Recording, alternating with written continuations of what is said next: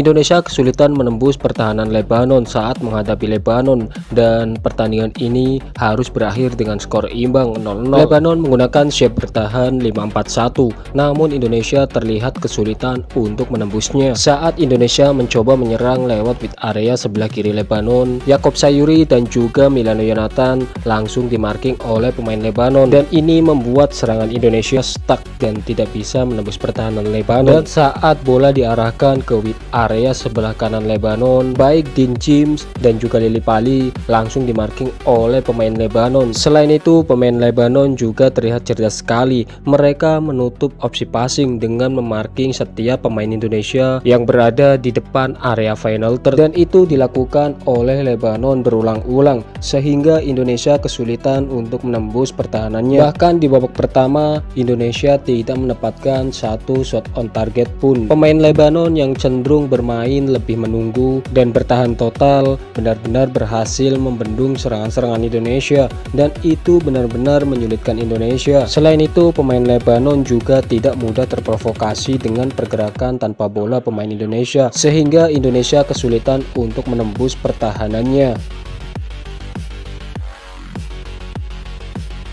Dan mungkin ini gambaran di babak pertama, di mana aliran Indonesia ketika menguasai bola, jadi mereka jarang sekali bisa menembus ke area final third Lebanon. Maka dari itu, tidak heran jika Indonesia di babak pertama tidak mendapatkan satu shot on target pun, karena di babak pertama Indonesia benar-benar kesulitan untuk menembus pertahanan Lebanon, apalagi masuk ke area final third Lebanon. Karena seperti ini cara bermain Lebanon, ketika Indonesia akan menyerang lewat mid area sebelah kirinya, pemain Lebanon akan langsung menutup opsi passing untuk pemain Indonesia, dan pemain Indonesia pun terpaksa melakukan switch play.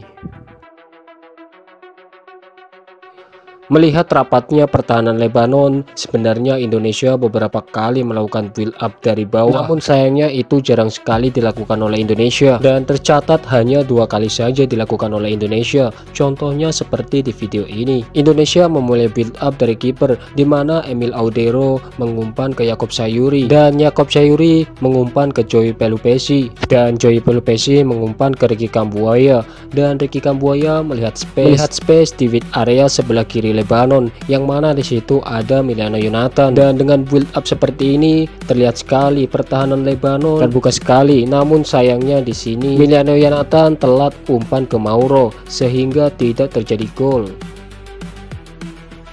Dan ini yang kedua kalinya Indonesia melakukan build up dari bawah, dan build up seperti ini benar-benar bisa membongkar pertahanan Lebanon semalam. Namun sayangnya pemain Indonesia tidak terlalu baik dalam penyelesaian akhir semalam, sehingga tidak tercipta satu gol pun. Dan yang menjadi catatan, seharusnya build up dari bawah seperti ini harus sering dilakukan oleh anak asuh Patrick Kluivert, apalagi jika bertemu dengan lawan yang cenderung menunggu atau bertahan total. Namun sayangnya semalam hanya 2 kali saja pemain Indonesia melakukan build up dari bawah, sehingga banyak pecinta sepak bola Indonesia yang mengatakan permainan ini terlihat sangat monoton.